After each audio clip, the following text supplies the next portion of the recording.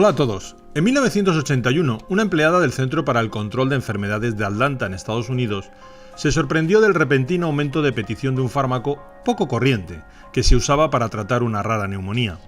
Esa patología, que se achacaba al Pneumocystis carinii y afectaba normalmente solo a personas con las defensas muy bajas, estaba afectando cada vez a más jóvenes. Eso sí, con unas características comunes. Eran casi todos varones homosexuales, algunos de los cuales presentaban además un singular tipo de cáncer, el sarcoma de Kaposi. En todos ellos el nivel de linfocitos CD4 era muy bajo, y de ahí que se empezara a hablar primero de inmunodeficiencia relacionada con gays y luego de síndrome de inmunodeficiencia adquirida, o SIDA, como ahora se conoce por sus siglas. En cualquier caso, se aceptó demasiado rápido un posible origen vírico, obviando sin justificación que la causa, como sostenían otros investigadores, pudiera ser otra. Por ejemplo, la inhalación de nitritos, o que se tratara de los efectos secundarios de un fármaco conocido como Septrin, que absurdamente se recetaba ya entonces para prevenir enfermedades de transmisión sexual. Fue entonces cuando dos investigadores afirmaron con apenas un año de diferencia haber descubierto la causa.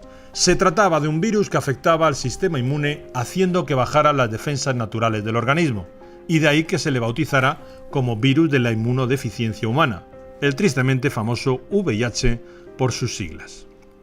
Uno de ellos fue el francés Luc Montagnier, investigador del prestigioso Instituto Pasteur, y el otro, el norteamericano Robert Gallo, que trabajaba entonces en el Laboratorio de Biología Celular de Tumores del Instituto Nacional del Cáncer de los Estados Unidos.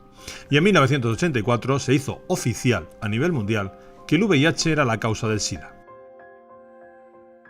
Curiosamente, en los primeros años el SIDA solo apareció en Occidente, y entre los denominados grupos de riesgo, ya saben, drogadictos, varones, homosexuales y bisexuales, hemofílicos, receptores de transfusiones sanguíneas y hemoderivados, y con el tiempo en los hijos de los infectados. Pero pasado el tiempo empezó a contagiar, o eso dicen, a todo tipo de personas de los 5 continentes, incluidas las heterosexuales, calculándose que hoy se infectan más de 15.000 personas diarias, y hay ya más de 33 millones de infectados, las 2/3 partes en África según las cifras oficiales. Claro que en ese continente y en otras zonas subdesarrolladas, lo que no se dice tanto es que se ha estado diagnosticando de SIDA a muchas personas simplemente porque padecían un conjunto de síntomas que en realidad son comunes a otras enfermedades habituales entre quienes viven en la miseria. Y claro, en pocos años, de las 2 enfermedades que se supone provocaba el VIH en un inicio, se ha pasado a afirmar hoy que ese virus puede ser la causa de 30.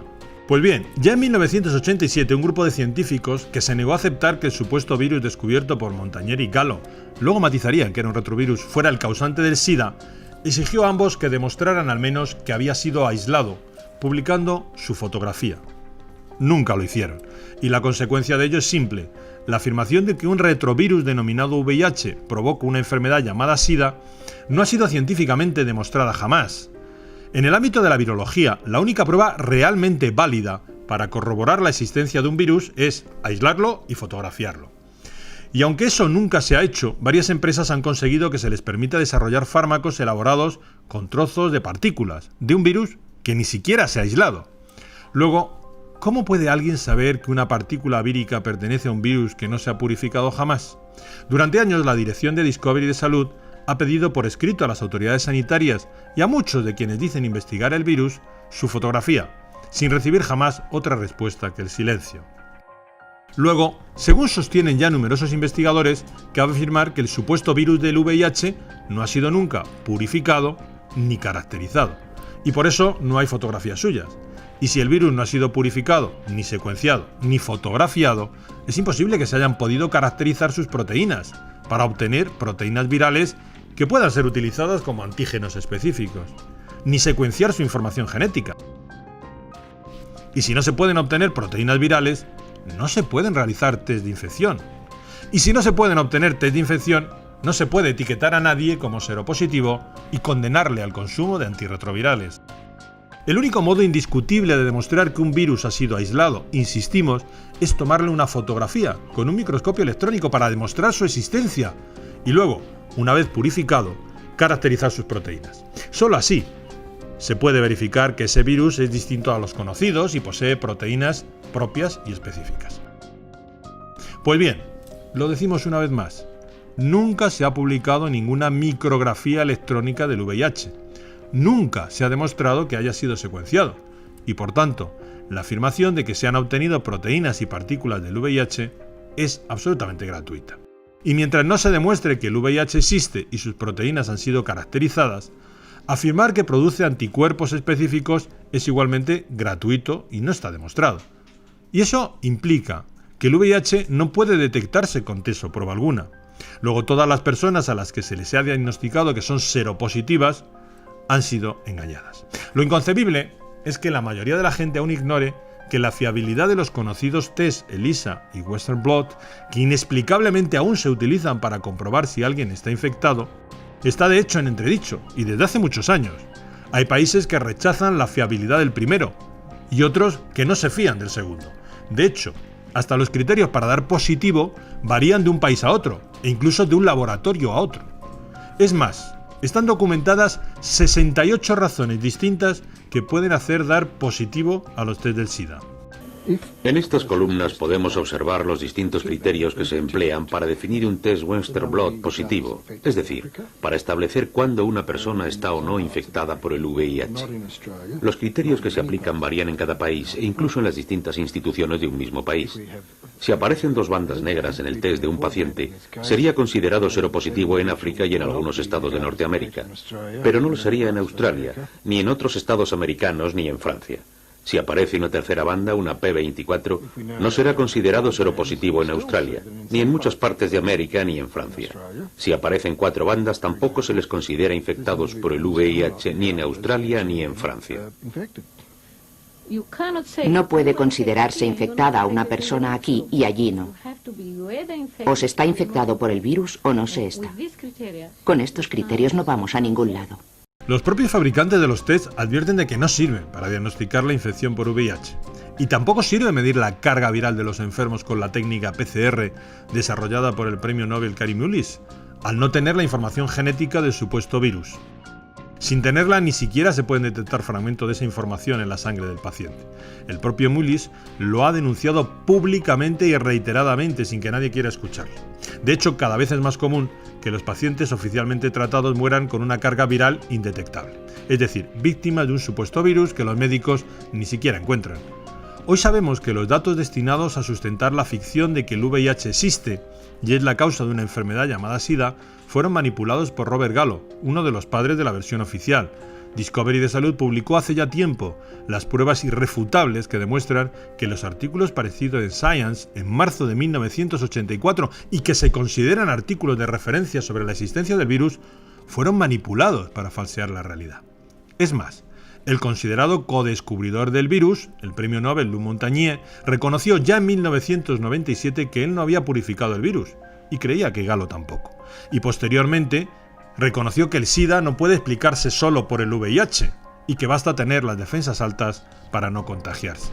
De hecho, actualmente estudia cómo prevenir y tratar a los pacientes con simples antioxidantes. Así lo reconoció en la entrevista que concedió a Discovery Salud pocos meses antes de recibir el premio Nobel. Is treating oxidative stress one of the best ways to deal with the African AIDS epidemic?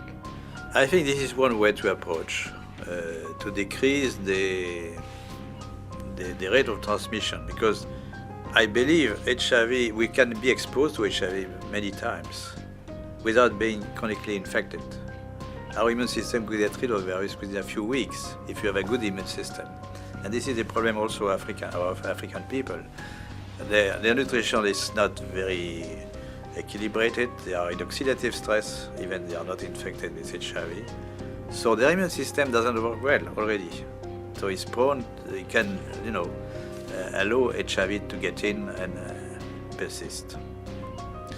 So there are many ways which are not the vaccine, the magic name, the vaccine. Many ways to decrease the transmission just by simple measures of nutrition, giving antioxidants, proper antioxidants, hygiene measures, fighting the other infections. So they are not spectacular, but they could, decrease very well the epidemic to the level they are in Occidental countries, Western countries. If you have a good immune system, then your body can naturally get rid of HIV. Yes. En suma, La verdad y lo que oficialmente sostienen los laboratorios que venden los inútiles y peligrosos fármacos antirretrovirales es muy distinta. Es más, estos ocultan contradicciones tan flagrantes como que no todas las personas a las que se les dice que están infectadas por el VIH desarrollan el llamado SIDA, o que hay personas diagnosticadas de SIDA a las que no se les detecta el VIH. Hay presuntos seropositivos y enfermos diagnosticados de SIDA a los que el VIH y la presunta enfermedad les desaparecen sin tomar fármaco alguno.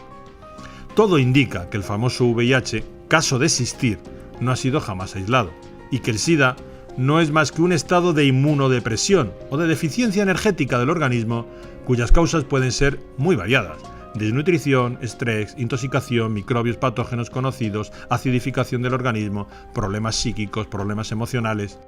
Es imposible, pues, que los antirretrovirales ayuden a las personas falsamente diagnosticadas como seropositivas o afectadas de SIDA. Antes bien, todo indica que se trata de fármacos que perjudican gravemente a quienes los toman.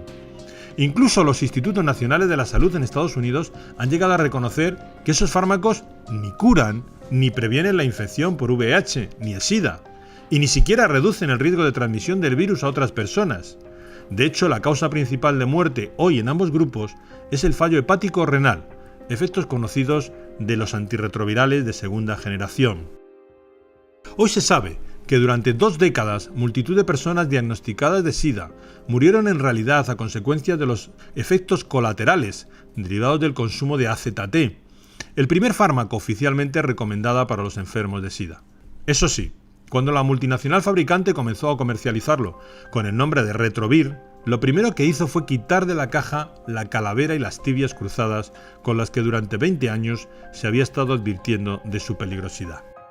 En definitiva, la afirmación de que existe un virus llamado VIH que causa una enfermedad conocida como SIDA detectable con test que pueden combatirse con antirretrovirales es pura falacia. Nadie ha demostrado nada de eso científicamente. Más información en la web de Discovery Salud.